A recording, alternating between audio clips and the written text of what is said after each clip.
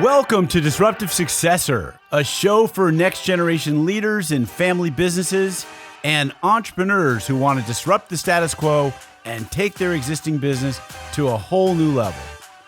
We all know that what got us here isn't going to get us there. This show will provide inspiration, advice, and resources to help you create massive impact. This podcast is sponsored by myself, Jonathan Goldhill, and my company, the Goldhill Group, where we provide coaching for growing companies.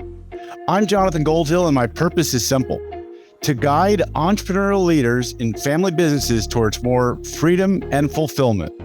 I want entrepreneurs to get clarity around the changes that will make them and their businesses more successful so they can experience the same freedom I've enjoyed in my life. Our proven practices challenge business owners to think differently about their business and how they're running it, and quite literally become game changers in our clients' companies. Learn more at thegoldhillgroup.com website, where you can schedule your free strategy session.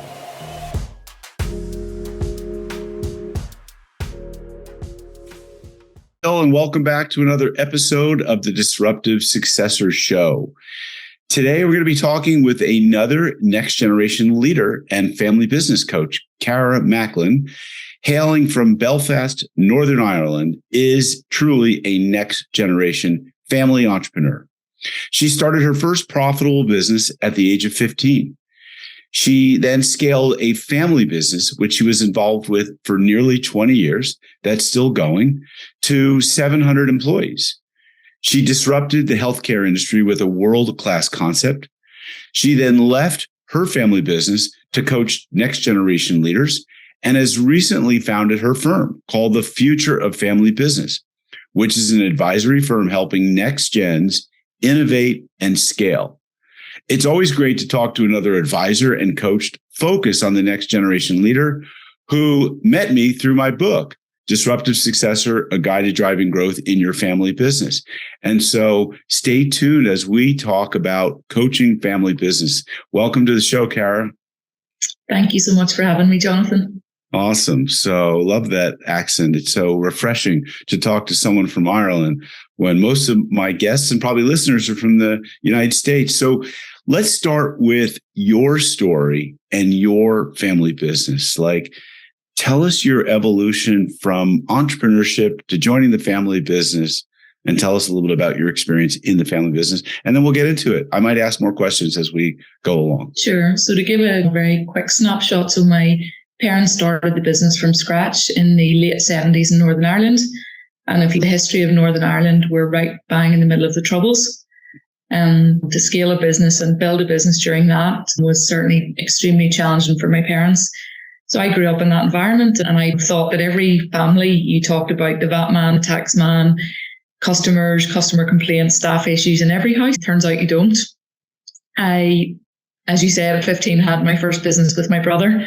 And then after university and being in London, I came back to the family business and was in it for nearly 20 years. So when I started in the family business, we had about 250 employees and 3 or 4 sites. And over the next kind of 20 years with my family, we scaled that business to nearly 700 employees, 9 sites. And so it was very much involved, like any family member, you do everything. So very operational in the early days. Businesses in healthcare, hospitality, and property development. So as a teenager, I worked in the hotel, and then as a director and operationally ran a lot of the sites, was head of HR, head of procurement, and opened 4 businesses, and was very heavily involved in kind of the strategic direction and the growth of the business. And then, as you've alluded to, one of my last projects was disrupting the elderly care market in Northern Ireland with a new concept we created. That's great. So let's talk about both maybe your experience and your perspective on, and let me just call it job hopping within a family business, which is, I think it's a brilliant way to really learn the entire business. I think I once said to someone, if you really want to learn the restaurant business, work in all different positions, be a busboy, be a waiter, be a cook, be a front of the house, back of the house. What was it that What was it that led you to jump from one position to the next? How was that queued up? What was that all about? Or maybe even what's the advice that you'd give to someone who's in a family business and might be thinking about switching from this seat to that seat, this role to that role? I think a bit of both, Jonathan. We know in a family business, it's not like a corporate world where you have a very structured career path. So I think both sides of the coin, which is good and bad for the business and the next gen, is one family go wherever the business needs them, which is great. And you get to learn so much. And I'm very thankful that happened to me as well. The downside of that is people go into roles that aren't an ideal fit for them. And that would have happened to me as I evolved through time. And if I give you an example, so you see very often, you've probably seen this, where family dynamics and the position in a family and the personality in a family is what's overlaid into the business, and they're not the same thing. I have an older brother and myself. So my father would be very entrepreneurial and my mother's the operator in the business. So of course the next generation, older brother and then me, all of us assumed it was the same roles in the next generation.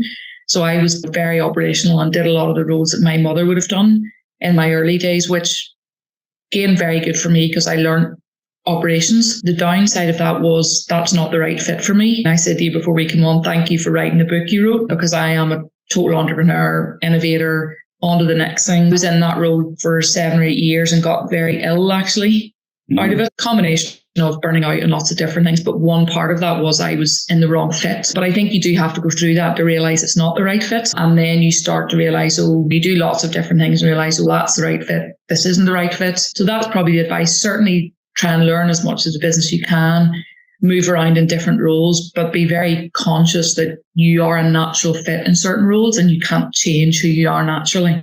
So as quickly as you can get family into the natural fit that they are in a family business, I think it's the better.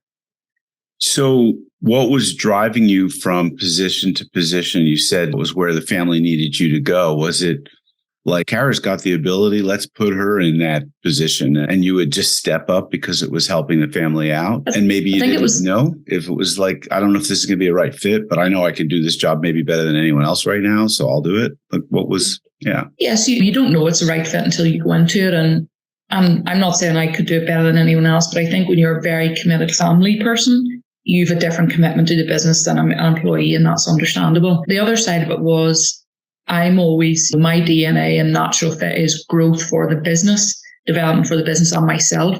So a lot of the roles actually, I'm not saying I created the role, but I did things to create the environment that we needed the role. So buying businesses and opening new businesses, if I'm driving for that to happen, has to do that. We had no HR department when I went into the business, so I set that up. We had no centralized procurement, and we were a big business, so I could see an opportunity there. So I said, well, if you were in a corporate business, you're the entrepreneur and you're looking for opportunity. So a lot of it would have been driven by that as well, in terms of the future and what I could see ways the business could improve and develop. And so if you were, you've probably asked this question of others, but if you were coaching your younger self 5, 6, 7 years maybe into the business, and you thought, this Cara person, she seems like a disruptive successor, what piece of advice might you have given to them? Go and look at other businesses. Later in my career, didn't work in other businesses, but spent a lot of time with them. Give them projects to improve the business and the right structure around them to develop. Don't put them into a very structured, systemized operational role that would suck the life out of them. Yeah, that would probably be and I know it's ironic I'm saying this now because it's what I do and I train to be a coach, but I've had great people around me in the business and outside the business, but go and get qualified coaches and mentors sooner to help you understand what you're like naturally. That's a great advice. Do you believe that assessments play an important role and you should use them earlier on? Or do you think that people need to learn from just experience and doing it? I think both. I mean, I've done lots of the assessments. I'm sure you probably have too. Some of them I much prefer more than others. I think they fit family business environments better. Some of them fit corporate worlds better. One of the ones that I found the most powerful for me was predictive index. And actually that was the big turning point for me. And I wasn't that well at the time. And the guy who did it with me didn't know I wasn't well, but was able to tell me that I was either unwell or going to get unwell, because I was so far away from my natural being. And that really opened my eyes in terms of, wow, like this is what I'm like. So yeah, hugely important. That's great. So I've been using DISC probably for about 15 years, and predictive index, folks, is very similar to DISC. It's just, if you will, it's a different tributary off the same river, but it's very similar science. But one thing that really stuck out for me was when you plot someone's natural and adapted behavior on a wheel. We call it success insights wheel. And when those 2 points are very far apart, I would tell someone, you've got a ticking time bomb here. This person is not in the right seat. They're adapting very heavily to that, the behavior they think they're supposed to be in. All right. So good feedback, good advice. So let's talk a little bit about the challenge in coaching next generation leaders, because I understand you're involved in helping them to innovate. You're an entrepreneur, naturally thinking about how to innovate, but you also have to balance that with tradition in a family business. And what does that balance look like? How do you coach someone through that? What are your thoughts on it? Yes. So when next gens come to me first, I always say, I might not be the right fit because I could make a small problem even worse in a family business. But any family business is entrepreneurial and innovative at the core of it, in my opinion, because that's how they started and that's how they evolved and that's why they're still there. The big challenge happens with the communication between different generations, and try to articulate the younger generation, trying to articulate what they're doing. So the two core things are older generation, you won't listen to our new ideas. Younger generation, you just want to do whatever you want to do and you can't understand that we're trying to protect a legacy here. And I say to people, both of those things are extremely important. It's why I'm very passionate about innovation in family businesses. And it's not my experience to do innovation in terms of unicorns and tech and all or nothing. There's every single problem and what we're in now in the world has happened in a different form before. COVID has happened before in a different format. So the first thing I say in terms of innovation is take a step back and look back at the times in the business beforehand.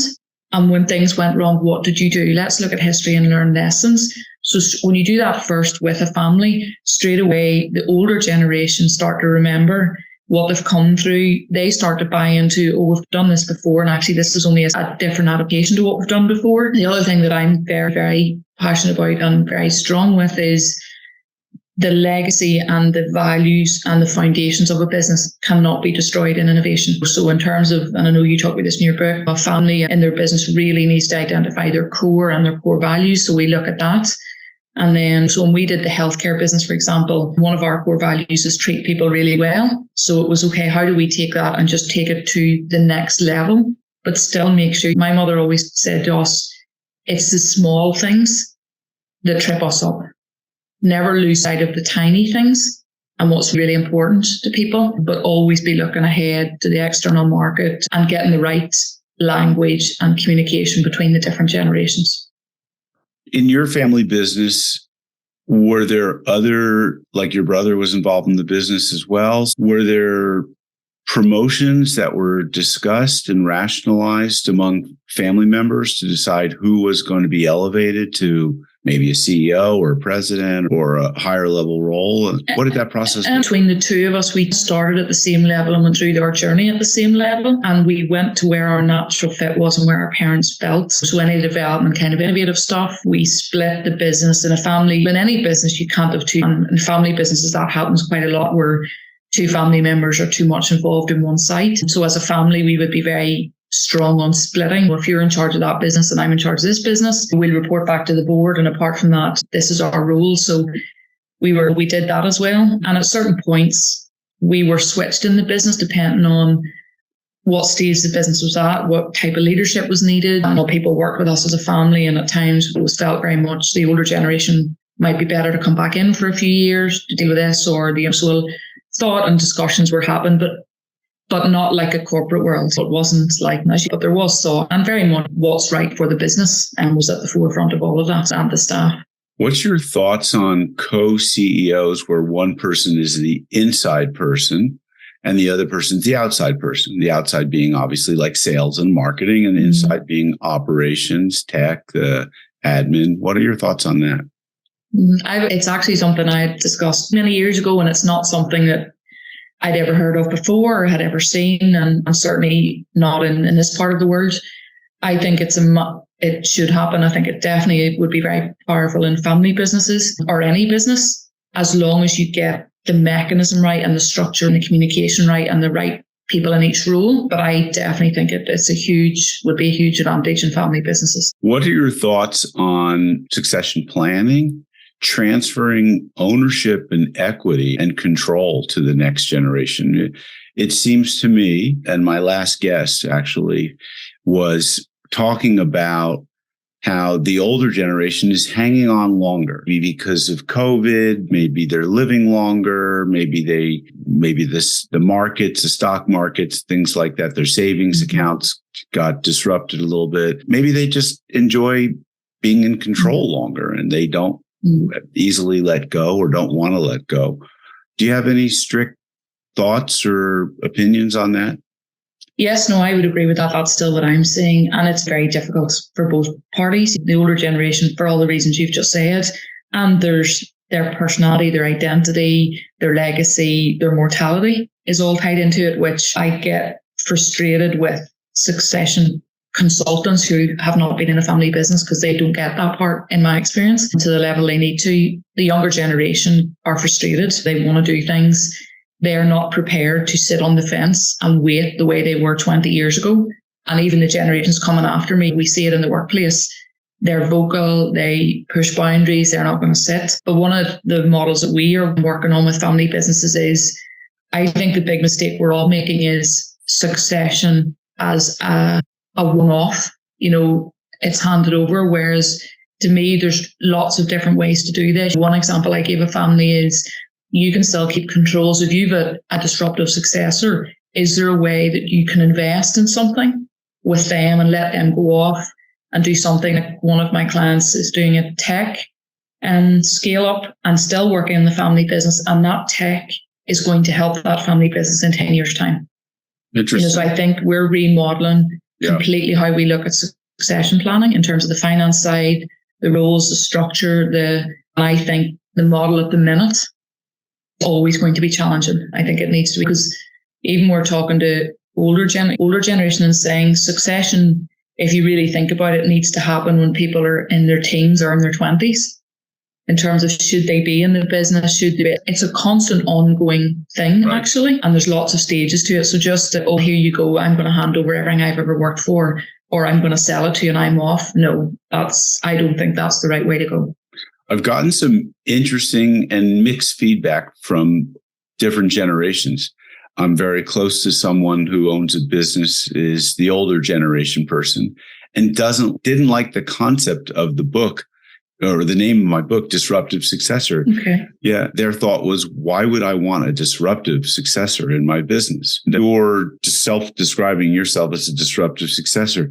Do you think that tension might exist between the older and the younger generations? Is that the younger wants to be the disruptor and changing the way things are, and the older does not? And so there's a tension there. Maybe in your own family business, do you think that tension might have existed? Definitely. And I always say there's a continuum. It's not you're a disruptive successor or you're not. I said to you, I'm very far along that continuum in terms of the kind of things I want to do. Every business and every stage of a business needs a certain type of leadership. There's a time and a place for a very stable, hands on the reins, keep everything together style of leadership. There's a time where you need injection. There's a time where you need both. And I do think the understanding, I suppose, for me more now is when my parents started the business, my father is disruptive and very entrepreneurial.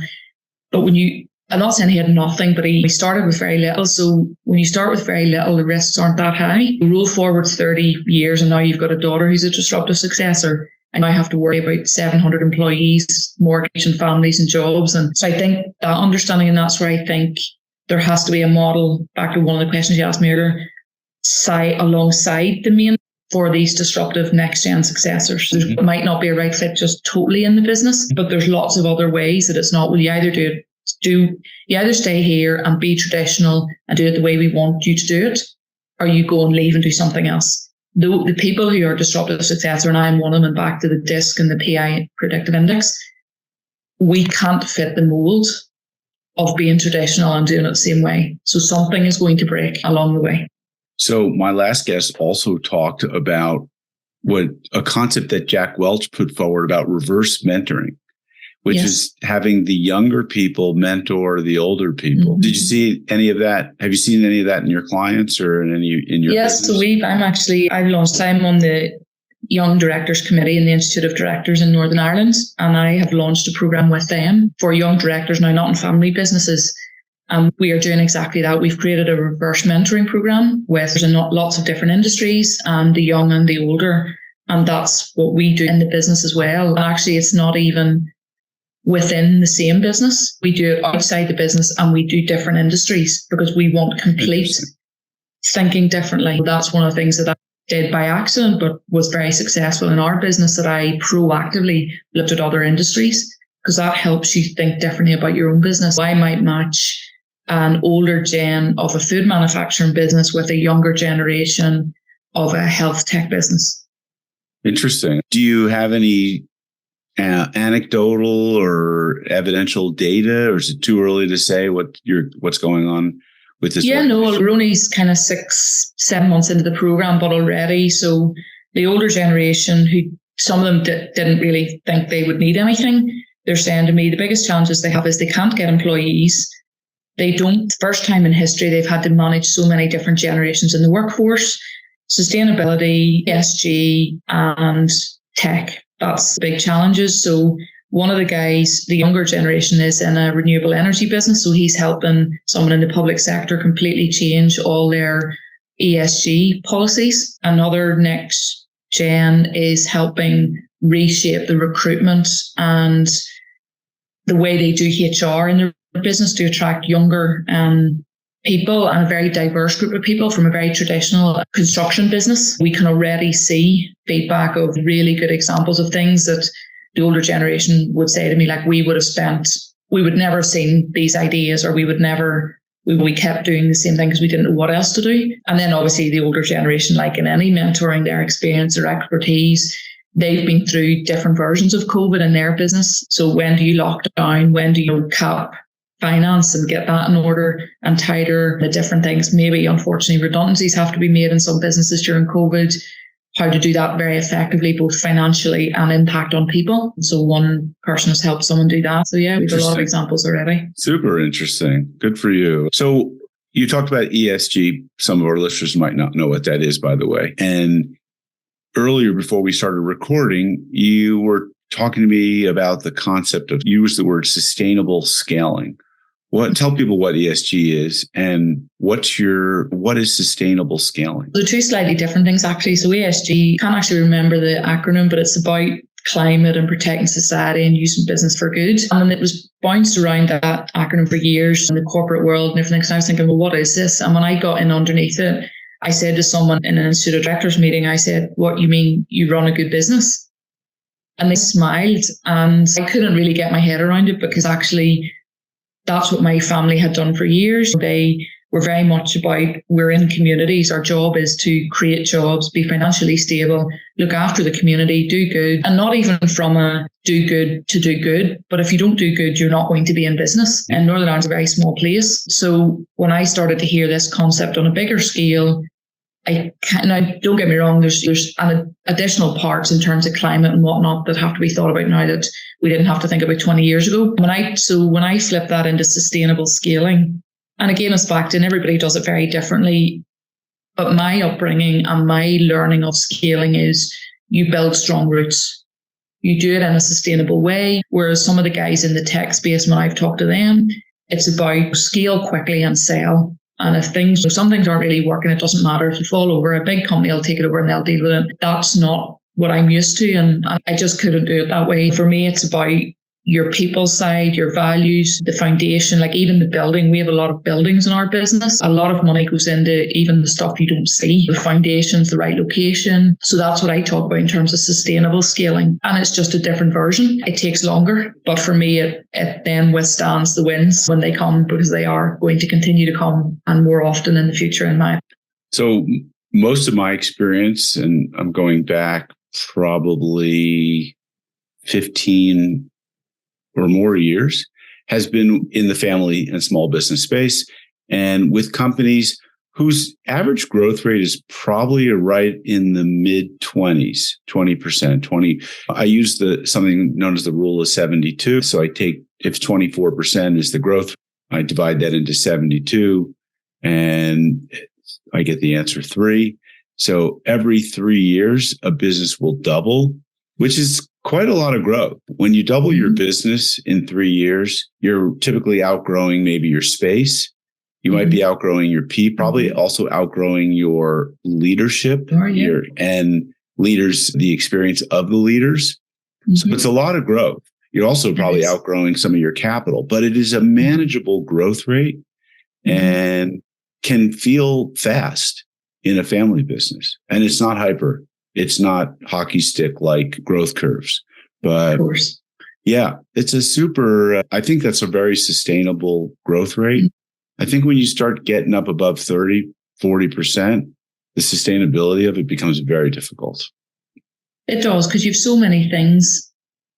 Everything has to grow and nothing. Do you get the sales before the people? Do you go and get the right people to go and get the sales? Everything has to continue to grow, and it doesn't all grow at the same rate, as we know. One thing will grow a bit too fast and you have to pull something else up.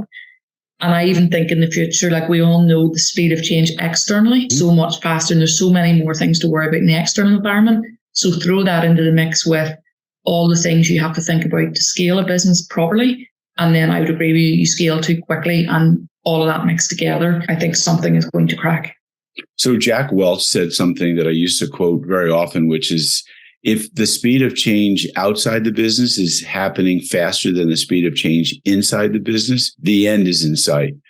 And so it's so important to our clients to get outside of their business to see what's going on. That's participating in peer groups like CEO peer groups or leadership peer groups, getting outside coaching, joining their industry association, going to industry events and learning, and getting outside of their industry by talking to people who are in other industries and being inquisitive. Super important. You're shaking your head. Very much. You agree.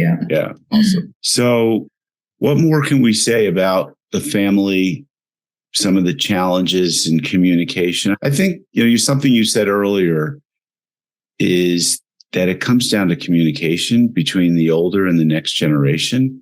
They've got different ideas, different ways of doing things, different leadership styles. Back then, it was more, 2 generations ago, it was more autocratic, command and control.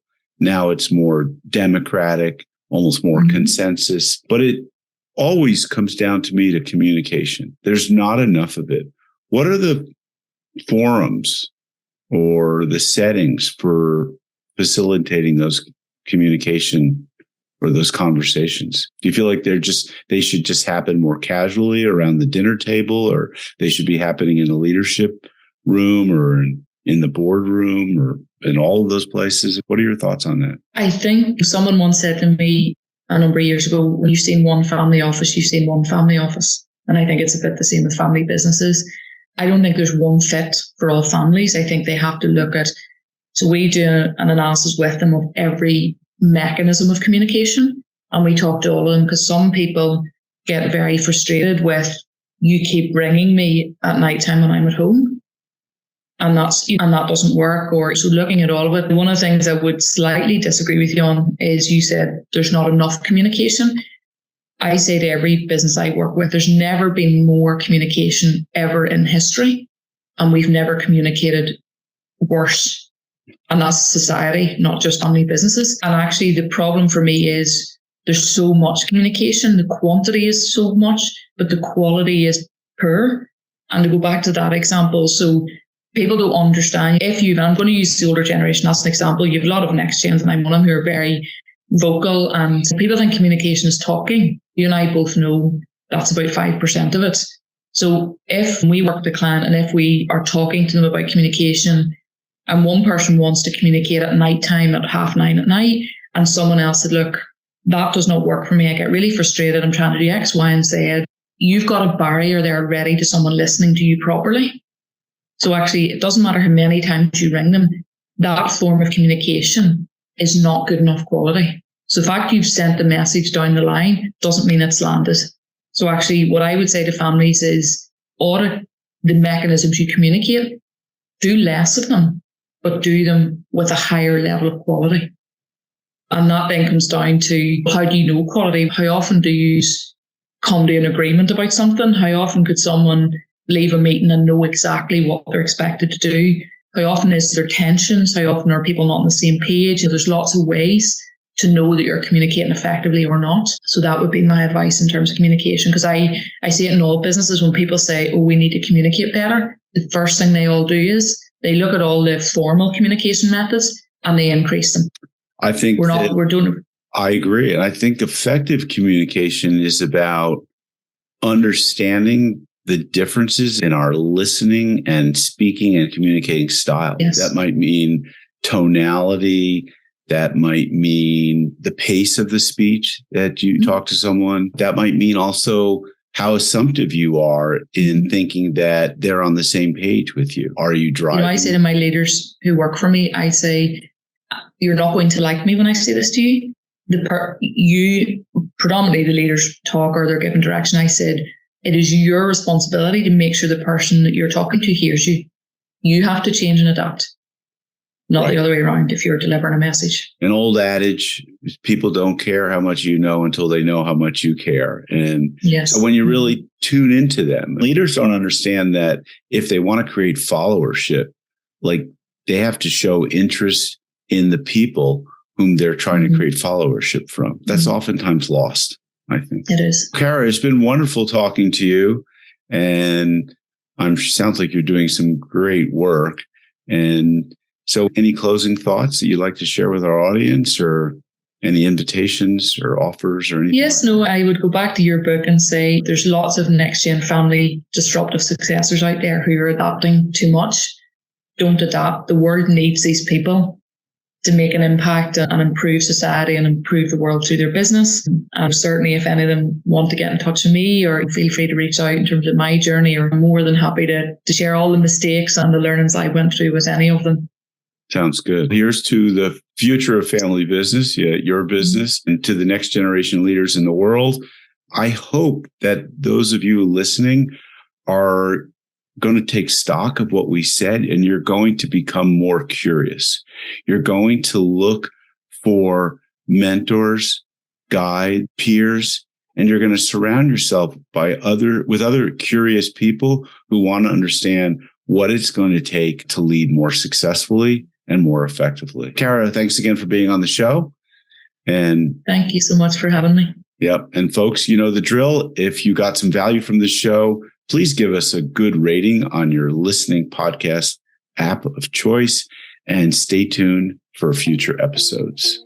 This podcast is sponsored by myself, Jonathan Goldhill, and my company, the Goldhill Group, where we provide coaching for growing companies. I'm Jonathan Goldhill, and my purpose is simple: to guide entrepreneurial leaders in family businesses towards more freedom and fulfillment. I want entrepreneurs to get clarity around the changes that will make them and their businesses more successful, so they can experience the same freedom I've enjoyed in my life. Our proven practices challenge business owners to think differently about their business and how they're running it, and quite literally become game changers in our clients' companies. Learn more at thegoldhillgroup.com website, where you can schedule your free strategy session.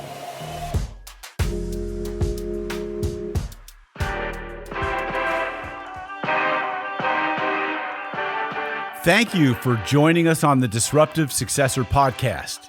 If you enjoyed today's episode, please subscribe, review, and share with a friend who would benefit from the message. If you're interested in picking up a copy of my book, Disruptive Successor, go to disruptivesuccessor.com.